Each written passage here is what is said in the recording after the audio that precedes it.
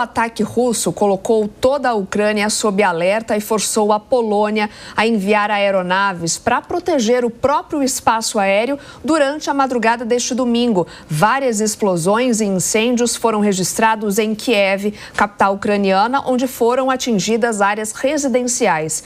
Segundo as autoridades locais, ao todo 23 mísseis e 109 drones foram lançados pela Rússia. Sobre este assunto, vamos conversar agora com Bárbara Scherer Lopes, que é especialista em relações internacionais, também pesquisadora da Universidade de São Paulo. Professora, muito bom dia, obrigada pela gentileza de aceitar o nosso convite. Bom, a Polônia está em alerta máximo desde 2022 para objetos que possam entrar no espaço aéreo. E isso após um míssil ucraniano extraviado atingir o sul polonês e também matar 2 pessoas, né? Lembrando que o país faz parte da Organização do Tratado do Atlântico Norte, a OTAN. Levando em consideração o cenário da guerra, qual é o risco desse conflito ganhar ainda maiores proporções e expandir para outros países? Olá, bom dia, Soraya, bom dia, Marcelo, bom dia a quem nos assiste, é um prazer estar aqui para falar de um assunto tão complexo que é essa guerra, que começa lá em 2014, de maneira não oficial, com a invasão da Rússia na região da Crimeia, e há 3 anos nós estamos assistindo oficialmente esse conflito. A escalada do conflito é praticamente certa, porque nós temos 2 elementos muito importantes. O primeiro é que a Europa não tem um plano claro de defesa da Ucrânia. E o segundo elemento é justamente a entrada do presidente americano Donald Trump nas negociações. Então, você tem uma Europa fragilizada, uma ausência de liderança europeia, e do outro lado você tem um presidente um presidente americano que tem uma afinidade aparentemente ideológica com o presidente Putin, e a Polônia, que faz parte da OTAN, que existe um princípio de segurança coletiva que faz com que Estados Unidos, em regra, defenda os membros atacados. Só que Donald Trump não tem interesse em defender a Ucrânia.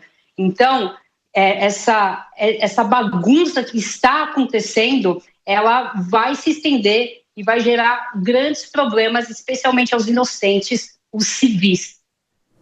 Infelizmente, né, professor, isso tem acontecido já nos últimos 3 anos. Havia agora toda uma expectativa de um possível cessar-fogo que está longe também, ficou cada vez mais longe. E fica aquela situação, né? A Ucrânia é muito fragilizada, né? Perdeu parte do seu território, uma parte muito importante, inclusive, não foi à toa também, esse território foi invadido. Não há mais, então, um apoio norte-americano, a Europa, como a senhora falou, está fragilizada. Fica difícil essa situação e essa permanência no ataque russo é para forçar esse cessar-fogo, a Rússia ficar com o território e aquela situação de ficar menos pior, mas, evidentemente, uma situação ainda muito delicada. Marcelo, você tem toda a razão. Em 2014, a Rússia invade uma península da Crimeia que dá acesso ao Mar Negro. É uma importante rota comercial, militar, é importante isso para a Rússia. Crimeia, região ucraniana. Hoje, a Rússia domina 20% do território ucraniano. É muita coisa dada a porção territorial ucraniana. Então, além disso, nós temos vários elementos que devemos levar em consideração. O Vladimir Putin, ele quer estender a guerra o máximo possível para forçar a Ucrânia a ceder esses territórios. E o Donald Trump é o principal negociador hoje da parte do Ocidente. E Donald Trump não tem interesse em cumprir os acordos pós-45 que os Estados Unidos fez em relação à Europa, que é justamente proteger a maioria dos países da porção ocidental da comunidade europeia. Então, é de interesse de Donald Trump, por exemplo, que, ao acabar essa guerra, se isso acontecer, a Rússia mantenha essa parte que ela ocupa hoje. Por quê? Porque os Estados Unidos têm interesse em outras regiões do mundo. Vamos lembrar, Gaza, Canadá, Canal do Panamá. Então, a geopolítica, e isso eu quero deixar claro, ela está totalmente conectada. A guerra da Ucrânia, ela tem relação com a política americana, que tem relação com os Estados Unidos e suas negociações, sua presença na América Latina, é a globalização do conflito, é a geopolítica dando tom nas relações internacionais. Professora, bom dia. Você falou sobre a questão da Europa, que a Europa está fragilizada, e sobre a possibilidade dessa guerra escalar. Nós vimos hoje pela manhã alguns jornais ingleses falando sobre um kit de sobrevivência de 72 horas que será distribuído naquele país. Disso tudo, a gente pode extrair uma possibilidade do Putin ter planos em relação ao território europeu, uma possibilidade eventualmente da Rússia querer invadir outros países que compõem o território europeu para além da Ucrânia? Cássio, essa pergunta é muito interessante porque o Vladimir Putin ele tem interesse em ampliar sua influência, a influência russa, na Europa. Isso era algo que já existia no período da Guerra Fria e isso acabou a partir dos final dos anos 80, anos 90, com o fim da Guerra Fria. Então, eu não acredito que Vladimir Putin consiga invadir outros territórios que tenham força e envergadura, tal qual, por exemplo, do Reino Unido ou países próximos dali. Reino Unido, a Inglaterra, ela tem, como foi citado, ela tem interesse em fazer com que o conflito ele vá se minimizando, mas não tem força. A Alemanha não tem força, a França não tem força. Então, você tem as principais potências europeias fragilizadas. Você tem o Vladimir Putin, que busca ampliar sua área de influência no leste da Europa.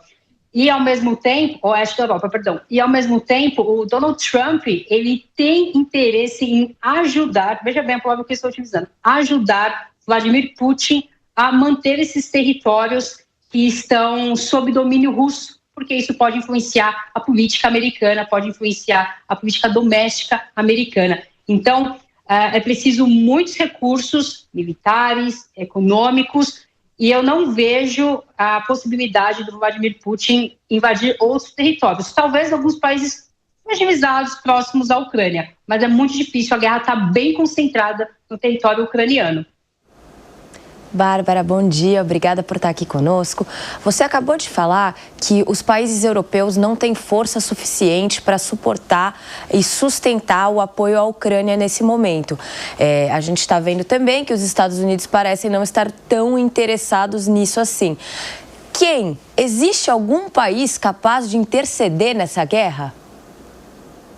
Bom dia, Ana. Olha, essa é a principal pergunta hoje na geopolítica. Quem poderá interceder? Quem poderá fazer o meio de campo?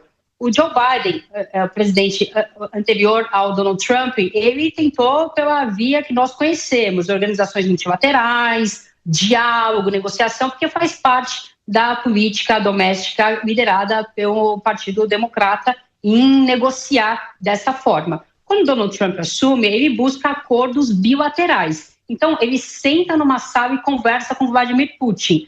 Nessa conversa não participam a Ucrânia nem a Europa como um todo. E hoje não há uma liderança europeia. Macron na França muito fragilizado, eleições na Alemanha também não vão conseguir, o seu vencedor não vai conseguir sentar e fazer esse acordo. É uma situação extremamente difícil, porque o que nós estamos vendo é uma erosão de um dos principais princípios das relações internacionais, que é a soberania dos países, especialmente os países menores. Soberania é justamente você ter a sua porção territorial e não ser invadido por nenhum país que tenha recursos. Então, hoje na Europa, você vê gastos militares enormes. A Alemanha, em convenções, já avisou que vai gastar trilhões de euros para fomentar a sua área de defesa. E aí você vai tirando dinheiro da saúde, da educação. Então, os países grandes ou pequenos da Europa estão investindo hoje em defesa justamente por conta da escalada do conflito. Conversamos com a pesquisadora da Universidade de São Paulo, Bárbara Scherer Lopes. Mais uma vez, professora, obrigada pela sua participação aqui. Um ótimo dia para você. Obrigada, é sempre um prazer.